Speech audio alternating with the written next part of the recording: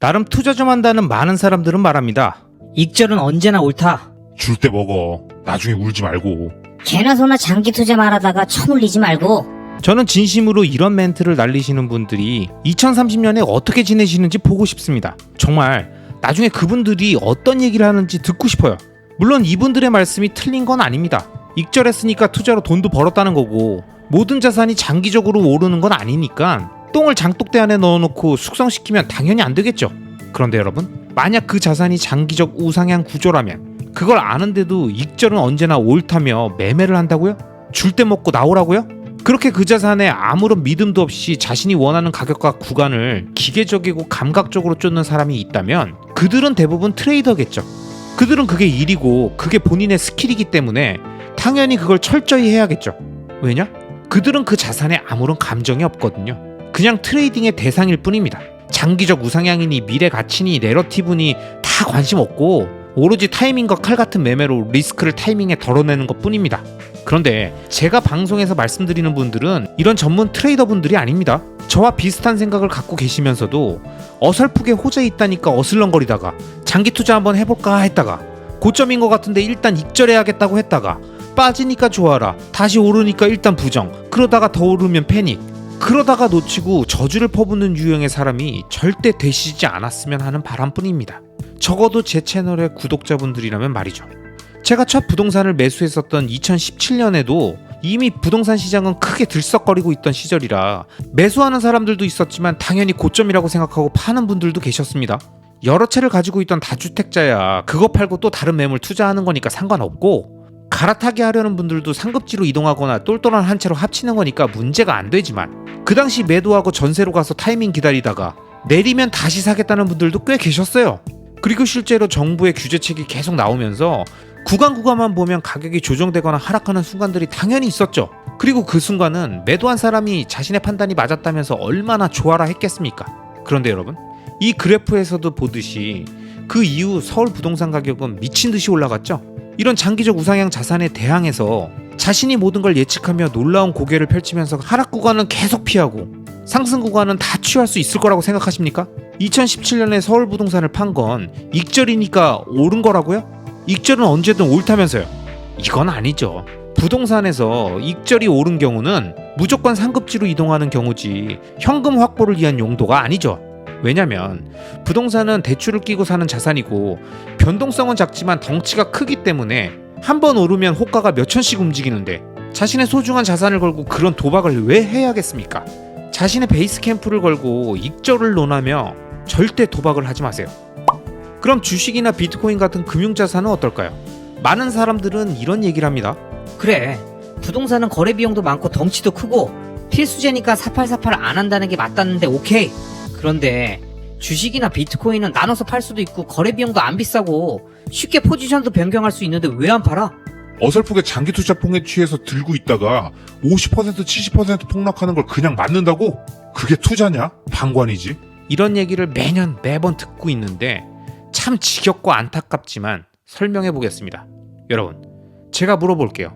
장기적 우상향 자산을 발견했다면, 일단 장기 투자하면 큰 자산이 될 거라는 건 스스로 판단해서 동의했다면 그 다음 액션은 부동산처럼 한 방에 왕창 당하거나 아니면 적립식 매수로 계속 조금씩 지속적으로 담는 거겠죠?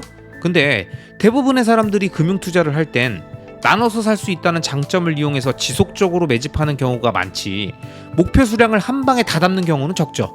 그럼 장기적 우상향 구조의 자산을 발견해서 계속 매집을 하고 있는 와중에 자산의 가격이 하락한다면 어떤 행동을 해야 할까요? 당연히 더 싸게 자신의 목표 수량을 채울 수 있으니까 매입 원가를 줄일 수 있다는 마음으로 추매하고 더 내리면 더 사는 겁니다. 언제까지? 자신의 목표 수량이 채워질 때까지. 그리고 이 목표 수량은 상당히 큰 규모로 잡고 장기적으로 매집하는 경우가 많기 때문에 미래에 억대 이상의 자산을 형성한다는 개념이지 차익을 챙기겠다는 생각이 아닌 거죠. 이 관점은 부동산이냐 금융자산이냐 변동성이 크냐 작냐의 차이가 아닙니다.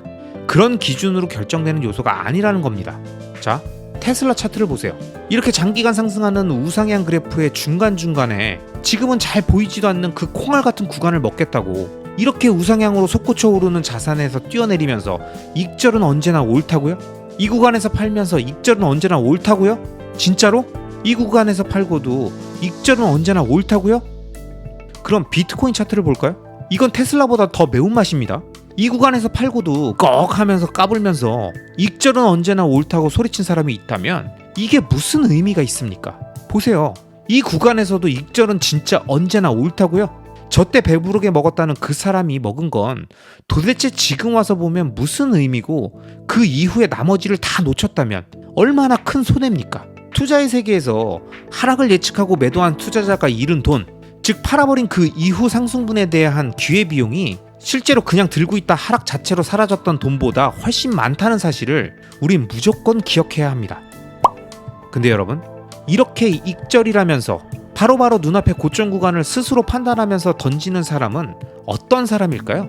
아마 이분들은 트레이더가 아니라면 초반에 호기롭게 크게 들어갔다가 계속되는 하락 구간을 오랫동안 경험하면서 추매도 거의 안 하고 지칠 대로 지쳤다가 본전 넘어 수익 구간으로 오니까 다시 하락 구간으로 들어가는 게 무서워서 바로 판분이거나 자신이 가지고 있는 큰 비중의 금액을 한 방에 왕창 담아서 타이밍을 노렸던 분일 겁니다. 물론 그 자산이 장기적 우상향 구조를 갖고 있다라는 믿음 때문에 한 방에 담았겠죠.